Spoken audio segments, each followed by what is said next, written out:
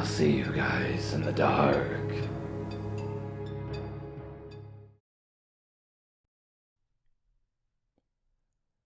I went out of town for my best friend's wedding, in which I was a bridesmaid.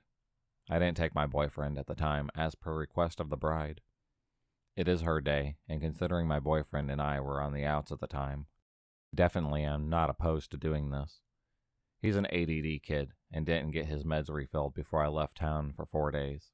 This is his meltdown. Started off okay. We would text back and forth, but I wouldn't be able to reply as fast because, duh, I'm helping with a wedding.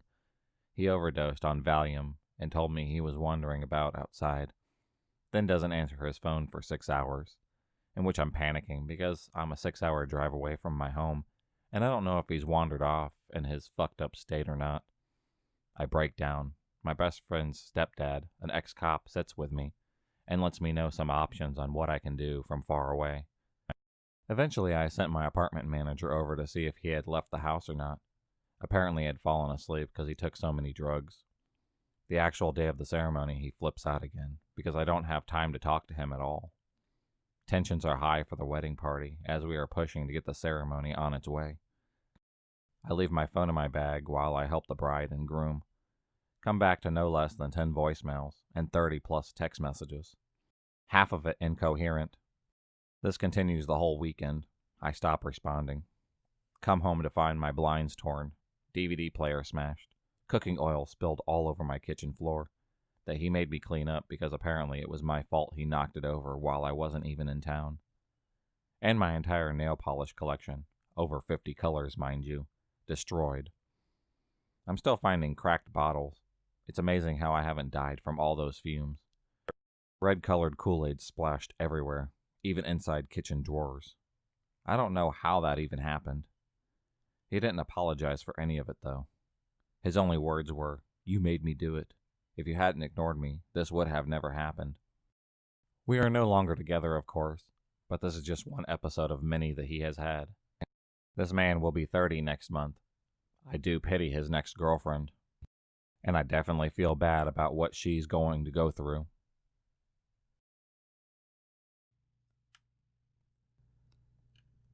My ex JJ was a creep.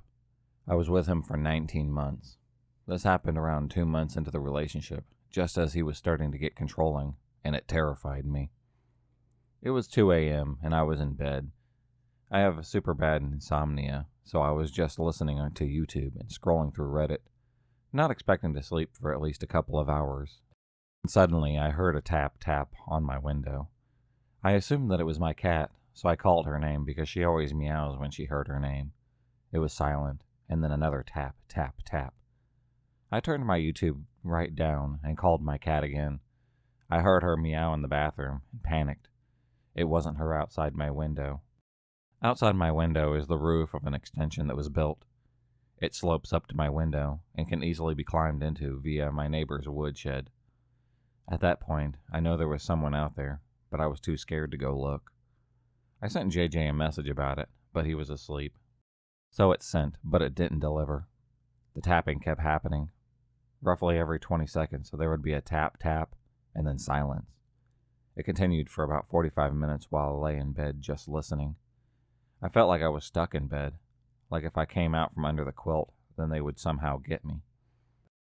After an hour, I realized it had stopped completely. I pulled myself from my bed and went to my kitchen where I could see the roof, and I saw a pair of legs dangling over the edge, illuminated by a torch. I decided to give up with my room, and I slept on the sofa with my cat that night. At least whoever it was wouldn't know where I was. Next thing I know, I'm waking up to my alarm. I go to turn it off and notice that I have Snapchats from JJ, which is odd, but not unheard of. They're from around 3:30 a.m., so probably just after I fell asleep. I opened up the snaps, and my stomach dropped. It was a photo of my bedroom outside the window, then one of the legs dangling into my garden, and then one of me sleeping on the sofa, taken through the kitchen window. I messaged him asking what the fuck he was doing. I got a reply saying he'd come to check on me and chased a guy off from my house. At that point, he had convinced me he would do no wrong, and if I opposed him, I was scared about what might happen, so I just left it at that. From then on, it happened a couple more times, and every time I just tried to ignore it. With the joy of hindsight, I know I shouldn't have. I should have told someone or broken up with him, but I was too scared of what he might do. I have a lot of stories about JJ. I might write some more. I've been considering putting it in a book somewhere, but I'm not quite sure yet.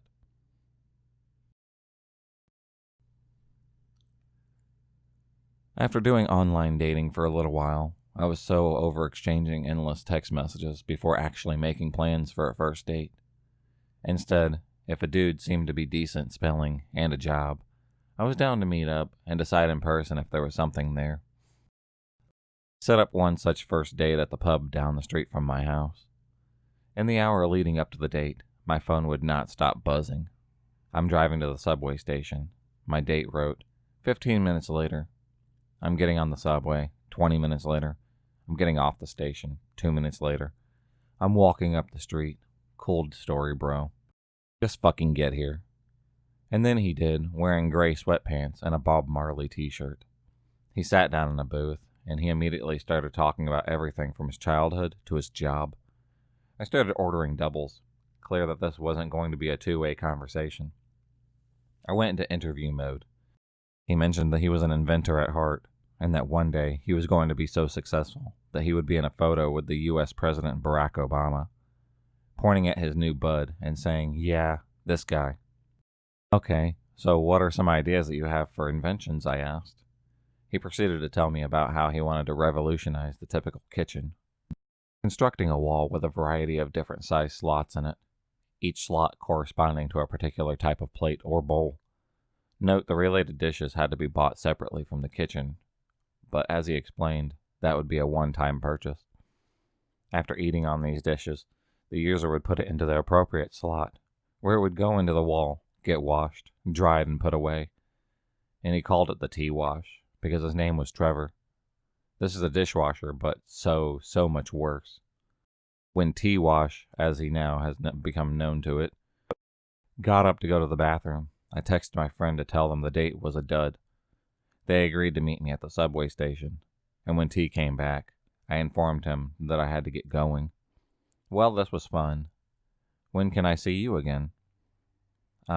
Thanks, but never," I responded, trying to catch our server's eye. I wasn't about to stick him with the bill for my drinks after a short as fuck date that ended up with me bailing on him.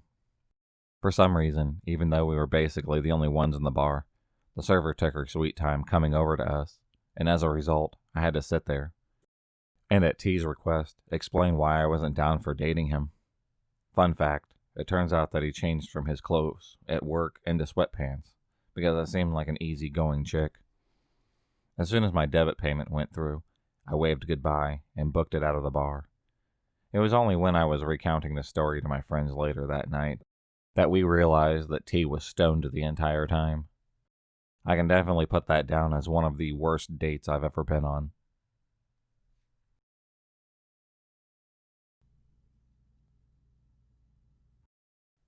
Two years ago, when I was a sophomore in high school, I started dating someone. His name was Grayson.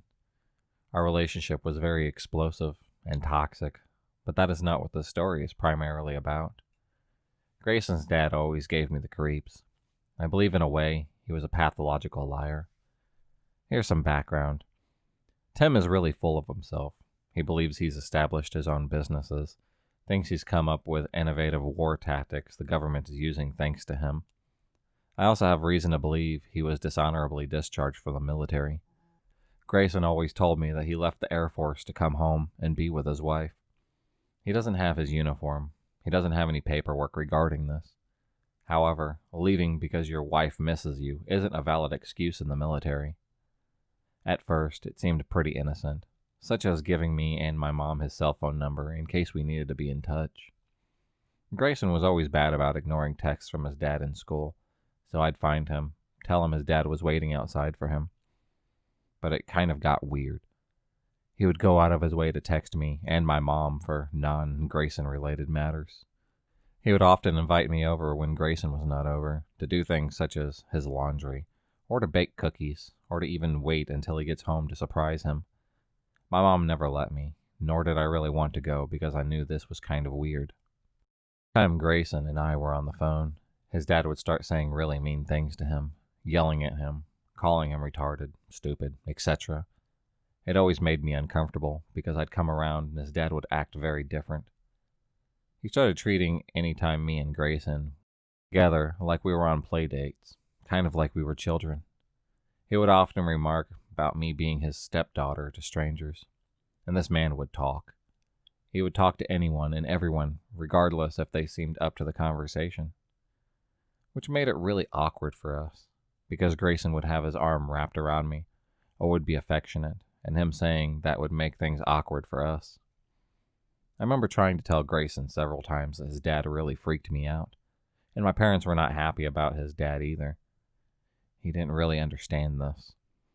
He told me he had lost his daughter at birth, and that maybe him acting this way was his coping mechanism. Grayson's dad, Tim, had recently gotten close with a neighbor at the time in his apartment complex. She had a daughter. Kelly was 6, maybe 7 years old at the time. Her mom was a deadbeat, would only come around Tim whenever she needed money to get cigarettes or drugs. But she did not hesitate to let Kelly spend several hours alone with Tim, letting Tim pick her up from school. I remember one specific time that he brought Kelly along to pick Grayson up from my house. It was cold outside. He sent her to my door in pajamas. We had been watching a scary movie, and when she saw Grayson, she excitedly said, "Tim is taking me to see Moana." It was 11 p.m. It was really late, and I was extremely bewildered. Kelly eventually got taken away from her mother and was in a foster home. Tim would try to get me or Grayson to go to the door and leave stuff for her to have, from Tim. Then he eventually even tried to get custody of her, regardless that there was no blood relation or any credentials that would allow him to do so. Another time, around the Super Bowl, he had come up to the door with a beer bottle in hand. He doesn't even ask to come in. He just kind of forces the door open and comes in the bathroom to pee. He then takes Grayson, beer bottle in hand, and drives home.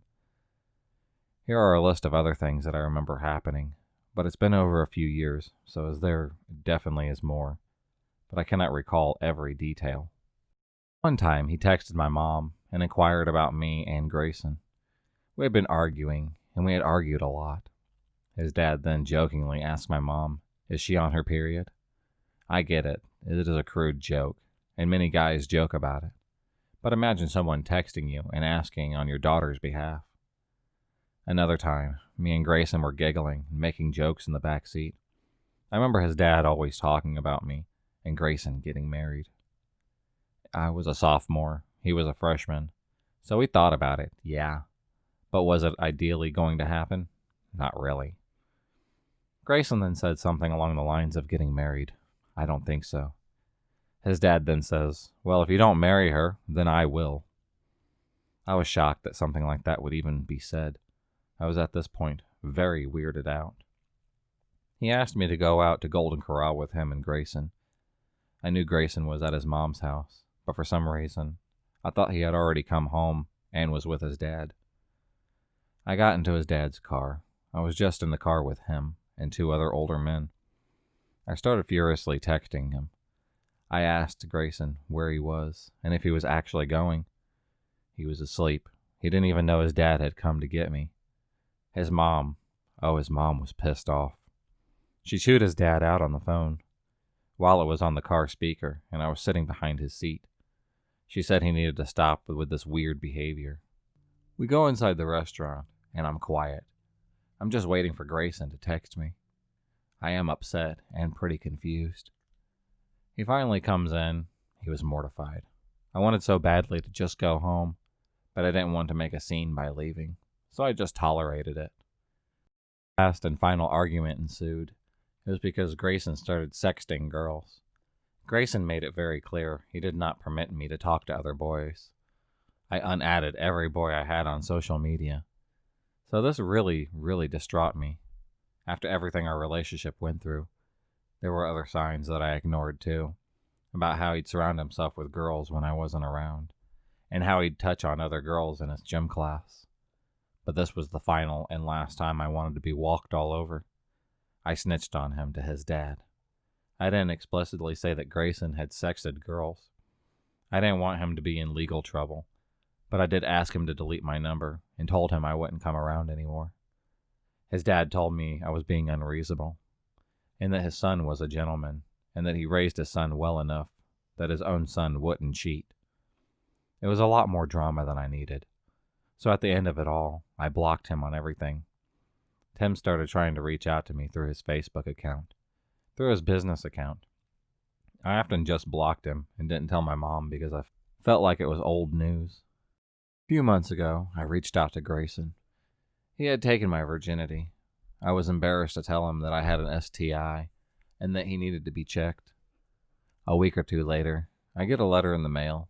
His dad, Tim, decided to reach out to me. Keep in mind, me and Grayson had only talked about the STI stuff, nothing more. We had been apart for 2 years. I still lived at the same address. I suppose he had told his dad he needed testing done, and his dad took it upon himself to discipline me, now who is 18 years old. I'll retype a few of the things said on his card. The front of the card says, "Which first, pout or cry?" with a little girl in pigtails on the front pouting. Opening the card, it originally says, "Miss you." Written all over the card, "You are too smart for irresponsible behavior. Respect yourself, respect your body, reach for the stars, achieve your goals, and get your education. Don't blow it now. Hang on, baby girl. If you need me, just call. If you need a ride or someone to talk to, your friend Tim. Picture your future, present tense. Achieve your dreams. Dear, respect yourself. Don't throw yourself at boys. If a guy truly loves you, he will hold on to you. There are many diseases out there. Some are incurable. Reserve sex for marriage. Do right by God. Don't become a baby mama. You are smart, pretty, nice, and sincere. Don't let the world change you." I wasn't the one to open the card. My mom was, and she had recognized the name. She called the cops and had them investigate it further. The cops even remarked that this behavior was strange and should be looked into. I don't really know all of the details. I was working when all of this went down. We still have the card in my mom's nightstand as evidence just in case this were to go any further. His older brother, Tyler, works at a bar-type restaurant we frequent a lot. He and I don't really make small talk. We act like we don't know each other. But the way he looks at me, I can tell in a way he feels sorry. I truly empathize with him, because he too has a long-term girlfriend, and I can imagine his dad doing the same thing to them. It's gotten so bad that one of his older sons, who has his first grandbabies, is moving away to get away from this guy. His wife doesn't like Tim, and even he can see through the man his dad proclaims to be. I have other reasons to believe that maybe Tim isn't mentally sound, and he uses Catholicism to back up his reasoning for anything he does wrong in life. I think maybe the reason why our relationship failed was because Grayson's dad mistreated him, and going to his mom's house was an escape from that. I think that this is truly why Grayson treated me how he did, and it breaks my heart for him, but I am glad that I am well out of that relationship, well out of having to deal with his dad, and in a brand new relationship with a family that adores me. While this isn't extreme, I really, really hope that I will never ever be involved with Tim or affiliate with any of the members of his family again. I have had a lot of questions regarding the whole STI thing, so to clear things up, I will say it here. I did have sex with Grayson without being in any relationships. I didn't have my first appointment until after a while. My STI was asymptomatic, so therefore I didn't realize anything was wrong. I don't know if Grayson gave it to me. I don't know how long I had it afterwards. I don't know when I got it. I just know I had it. My OBGYN asked me to notify anyone I was involved with and everyone who I was with, going back to Grayson as he was the first guy that I had been with. Someone read this and asked me how old I was. I wanted to clarify that I was 15, maybe 16 throughout the entirety of this relationship with Grayson.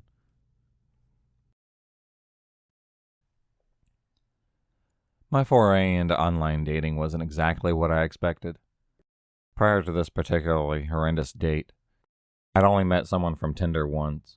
He was a bouncer at a club I frequented, and we played Mario Kart for 2 dates before calling it quits. After hearing a few success stories, I decided to give it a shot again. I was 24 and living with my parents. Figured new year, new me, right? Wrong. My Tinder date, first of all, showed up to our date 30 minutes late. He then proceeded to tell me about his anti-sex Catholic upbringing, desire for a homemaking wife, and his penchant for feet. I'm not one to judge people for their fetishes, but correct me if I'm wrong, this definitely wasn't a first date talking point. The date ended with me a somewhat unwanted, sloppy kiss beside my parents' van in a parking lot, and a strong desire to never see this human being again. Turns out he had other plans. I'd let it slip where I worked, which was a fair distance from where I met him and where he lived. A week later, he appeared at my place of employment for a, wait for it, interview. He reached a whole new level of creep. Once he got hired, I requested shift change that did not overlap with his. Eventually, he got fired for harassing a client, which I warned my boss about at the time. Hate to say I told you so, but just kidding. I love saying that. If you enjoyed this video, please subscribe, like, and hit the bell for notifications on future videos and become a stalker of the night. And I'll see you next time.